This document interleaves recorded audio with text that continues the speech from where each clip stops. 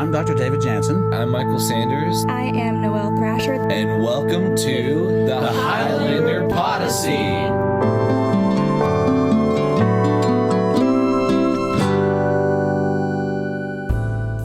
Hello, and thank you so much for joining us on The Podyssey, a podcast by Gordon State students. Today, we'll be listening to Susan Hoffman and Emma Mixon. On this podcast, they discuss the intersection of language, culture, and media. Both Susan and Emma, being quite well traveled, they talk about their experiences going abroad and how it affected them. They also discuss the power of language, shape culture, and history. Their unique perspective on culture attained from their travels makes for a really interesting conversation. All right, let's get into it. Hi, my name is Susan Hoffman, and I would like to welcome you to this episode of Podyssey, our podcast Odyssey. Our episode is called The Intersection of Language, Culture, and Media. Here with me today is my co-host, Emma Mixon. Emma, to you. Hi, guys. So I am an alumni at Gordon State College. I went there from 2017 to 2022, starting as a dual enrollment student, and I majored in biology and I got my associates in foreign language. I'm currently a student at San Juan Bautista School of Medicine in Puerto Rico. I am a business major with a minor in English, and I am getting my bachelor's degree at Gordon right now. I look to graduate in a year and hopefully from there move on to my master's in Oxford in the UK. So Emma and I have a lot to talk about on a regular basis. And today we are interested in the language and culture and media in other places throughout the world. Yeah, absolutely. I mean, definitely we've both done our fair share of different things at Gordon. We both had different experiences with study abroad. So that's a big part of it too, and how cultures have influenced us and our perceptions, and how that intersection really occurs with language as well as media, and how like we have this one perception of a culture based on the media we've gotten, or even like the apparel or the food. And then it's another thing when you go in person to it, or you meet someone from that country that comes to your college from somewhere else and shares more about their experience. I think it's definitely a really cool thing for sure. Right. So what would you like to talk about first? Would you like to talk about your study abroad experience or your cultural exchange experiences? Well, I think it's safe to say we can talk about our study abroad experiences first, but it's safe to say you have definitely had more cultural experience around the world than me, especially after this last year. So my experience so far is in going to London, and while I was there also to France, and a very short stint in Canada, where I had more contact with Canadians in the airport than anywhere else. Mm-hmm. But the experience in London lasted a month, and I actually felt like I met more people from the Mideast when I was in London than actual Londoners, which I thought was really interesting. That is. Yeah, and in France, that was a lot of fun. There were a lot of tourists when I was there, but it was a really great time. And it's very much a culture of you are supposed to be taking care of yourself. You are an independent being, but if you need anything, then as a village, they come together, and it's a very interesting experience there as well. I believe that your experiences lie in many other places. Yeah, so I've never been to France before. I'm actually reading a book about France right now. Oh, that sounds cool. About like, it's so interesting. I can't remember the name of it right now, but it's like, it's called Raising Bébé.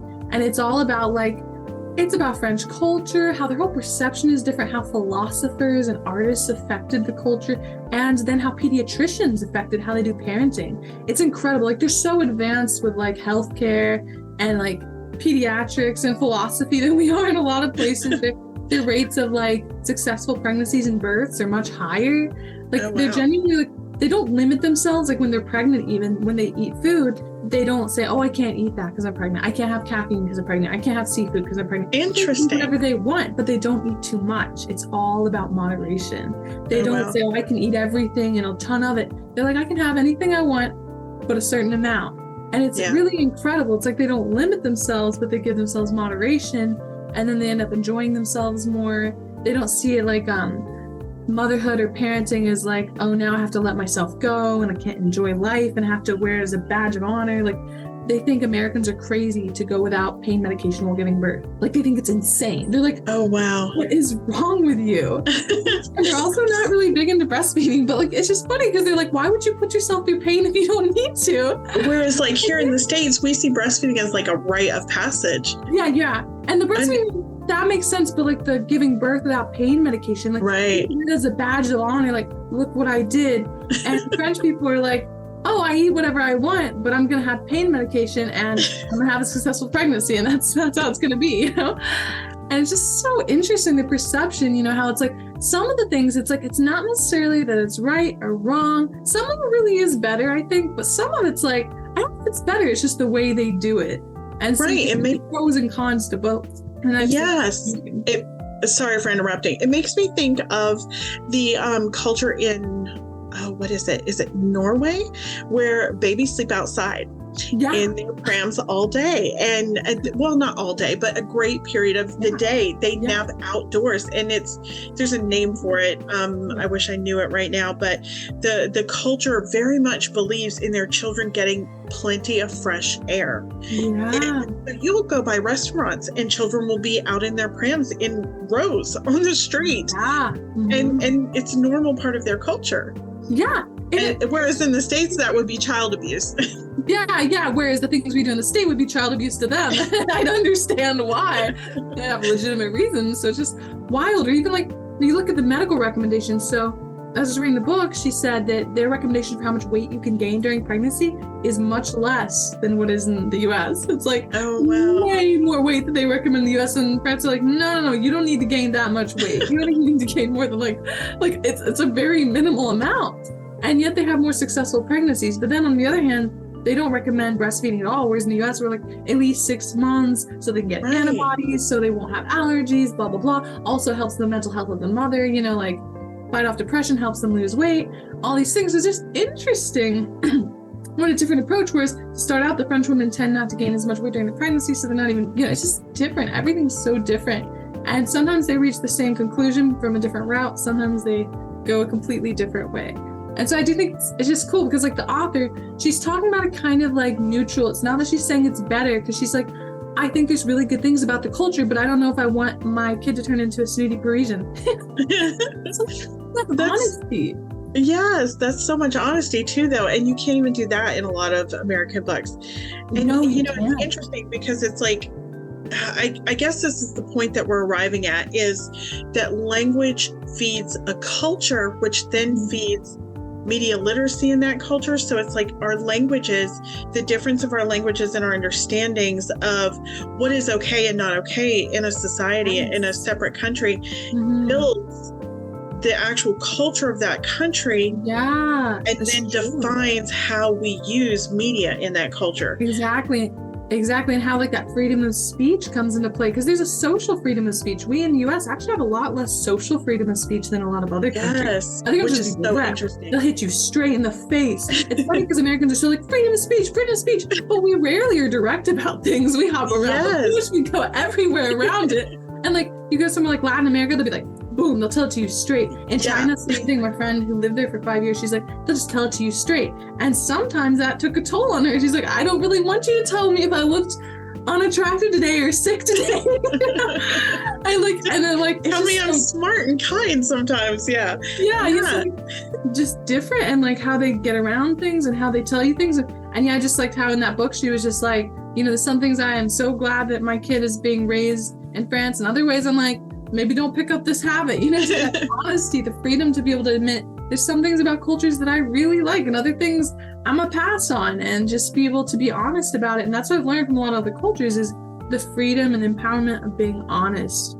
And in all that, it's just, I think, really important to do. And going on to say that, when you're talking about like some of your first cultural exposures, I would say for me, my first and earliest cultural exposures was actually through my cousins and my uncle and aunt, because my dad's brother and his family basically moved to East Africa and lived there for like 30 years. So he was a veterinarian, and they lived in the bush with very close to like the Maasai, and they didn't have electricity or running water from what I understand. I could be wrong, but pretty sure.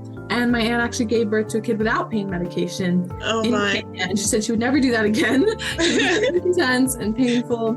And so, yeah, that's a real experience she had. And they're missionaries, and he took care of the cows and stuff with the Maasai. He actually learned Swahili. And now one of his sons is actually like an interpreter with Swahili. And so, yeah, just they really kept their connection there.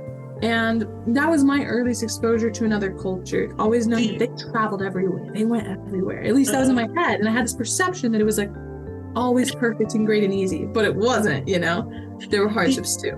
Do you feel like they were able to connect long-term to the culture more based on developing a clearer understanding of their language? Like, do you feel like as they talked about it, you were able to learn more about the culture if they explained it versus their comparison to their understanding of the language there and their understanding of the language in the US? Or do you think it was more solely because of their experience comparison? That is really hard to say. I will say it was something that's like, definitely there's certain things that if I would write down a certain name or certain word, they might think it's a Swahili word, you know, like before thinking, oh, actually it's a word I got out of a book. It's not actually Swahili or whatever. So they have their own cultural lens. And I will say it definitely affected their kind of social activism because they were much more aware of the down and out and the marginalized person.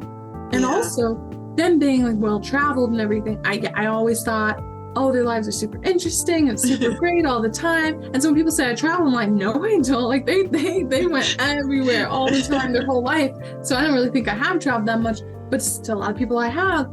But to them, what was so cool was they didn't make you feel like their lives were interesting and yours was boring. Quite the opposite.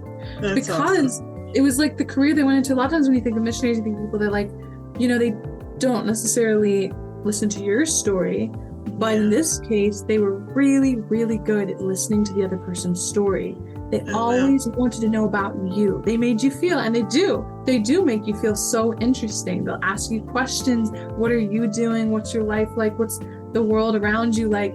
They're not like, oh, well, let me talk about me. Like, super interesting. They're always asking other people questions. I think that's important because that gift of communication and listening, that's really important, especially nowadays, to be able to listen to someone else's perspective and their culture is really pivotal skill. And I think that was something I kind of learned from them. And then I'd always wanted to live out of the country too, kind of inspired by what they've done and wanting to experience that for myself and learn Spanish because I feel like it helps people in the US even that feel so marginalized. You know, learning communication is so important, whether that be in English or another language. And so that was a big goal for me. And so I went to Honduras on a short-term mission trip in 2018. That was the first time I spoke with native Spanish speakers. And then in 2019, I was like, okay, I'm gonna do some traveling. I didn't know the pandemic was gonna happen, so good thing I got it in before then. So I was like, all right, I'll go to Ireland.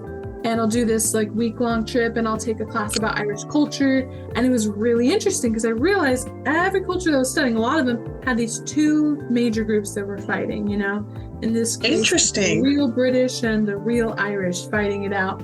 And then saying the Irish language and how that was a big part of their identity and how language and identity are so strongly tied. Because if you think about it, something like, for example, I'll get on to the next country, but I went there and I came back and I remember interviewing these guys that were Irish and I was like, well, do you feel like the language will ever be revived? And he said, well, logically for that to happen, in Northern Ireland, we will have to make all the signs be changed to Irish. We'll have to make every government official be bilingual in both languages. And then he went on to say, Polish speakers outnumber Irish speakers in Northern Ireland. Interesting. Do Polish. And then I realized in that case, we have to look at the need of the people nowadays. What is currently the need? And that's a part of language adapting and changing. And then I went to Spain right after that in the summer for a month. And a lot of people think that Catalan is just another dialect of Spanish, but in reality, it's not. It's a separate language. It's older, right?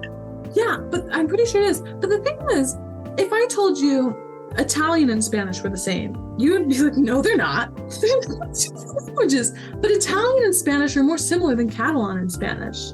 I actually was just looking something up about this today for the International Education Week that we're doing at Gordon this week. Mm-hmm. And it is actually 82% similar.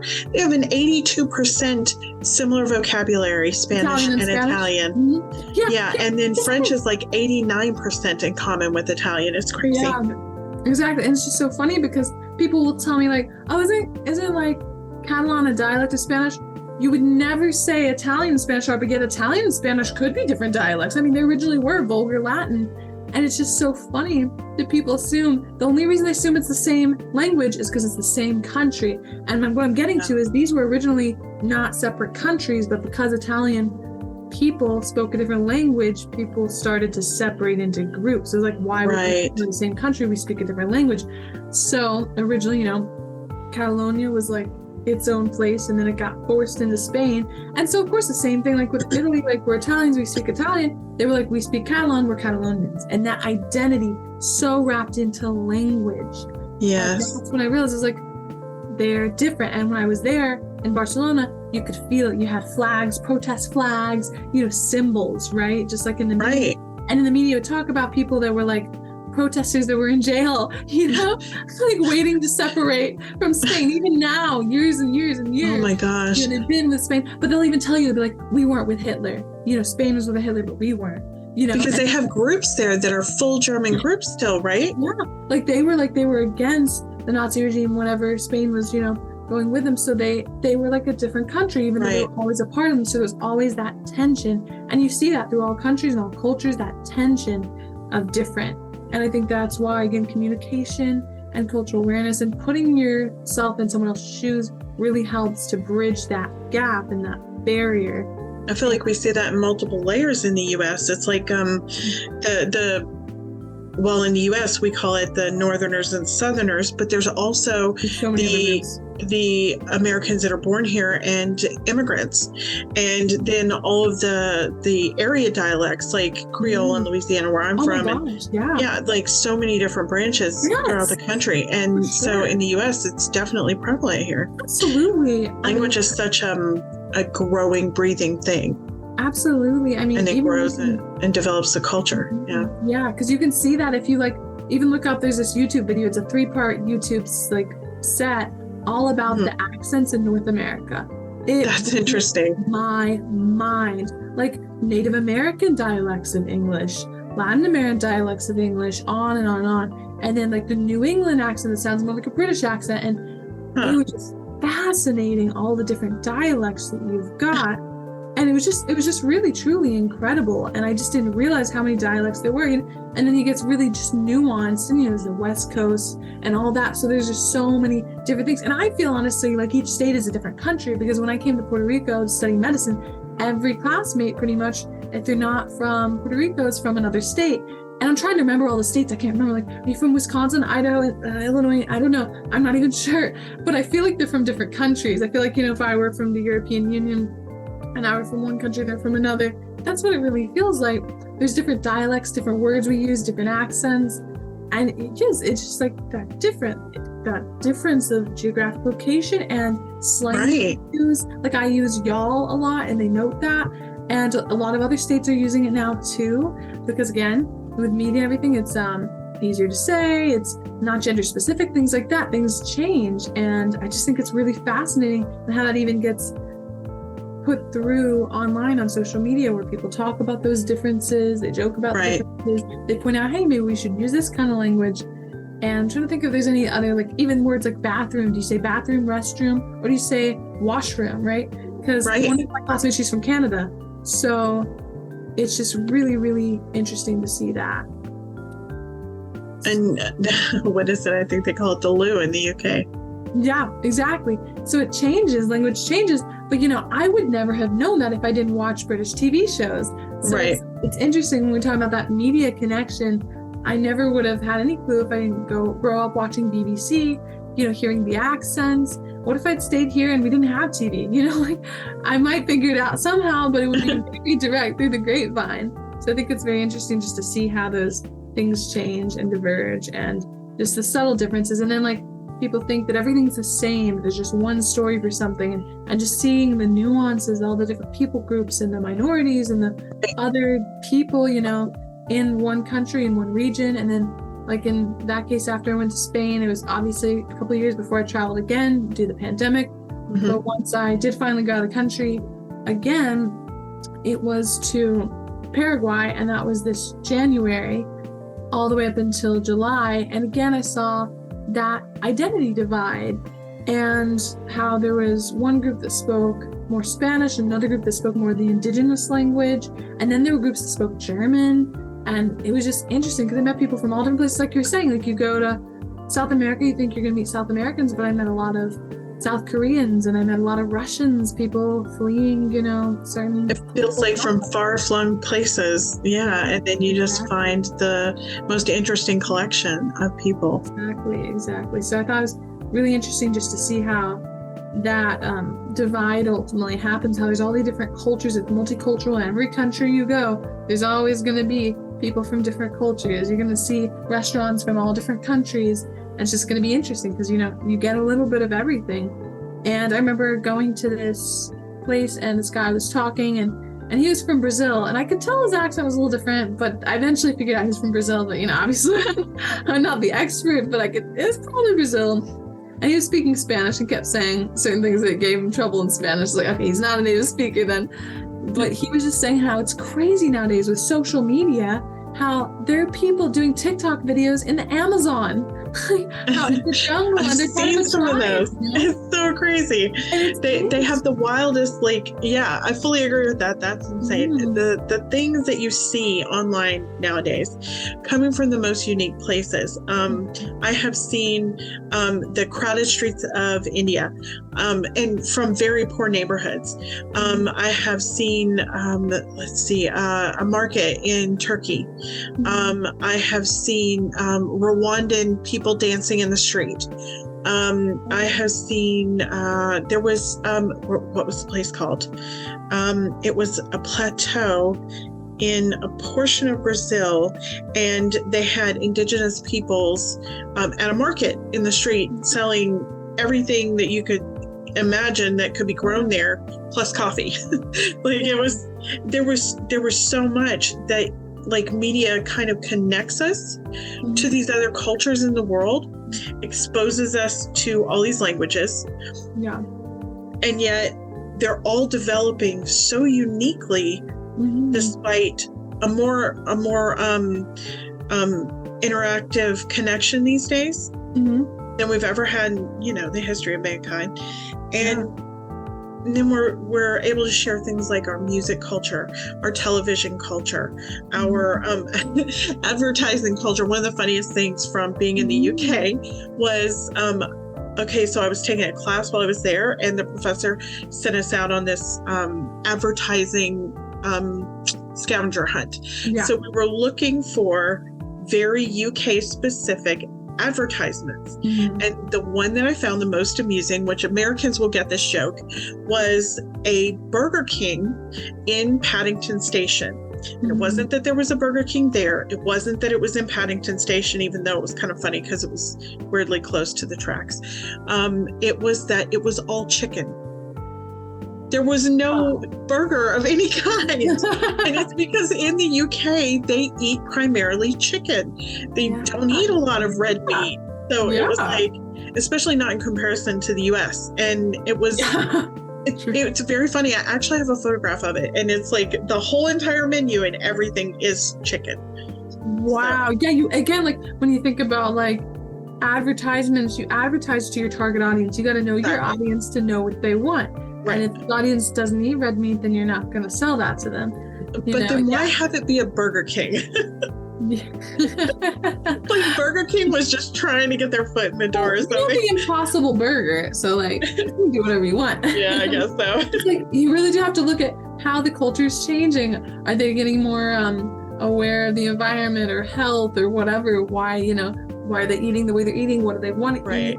How that kind of filters through what they're doing ultimately. I think that's really interesting. That's fascinating. Or even thinking about different countries where almost all the countries in the world it's illegal to do advertisements for drugs, medications. But in the US and New Zealand, it's all good.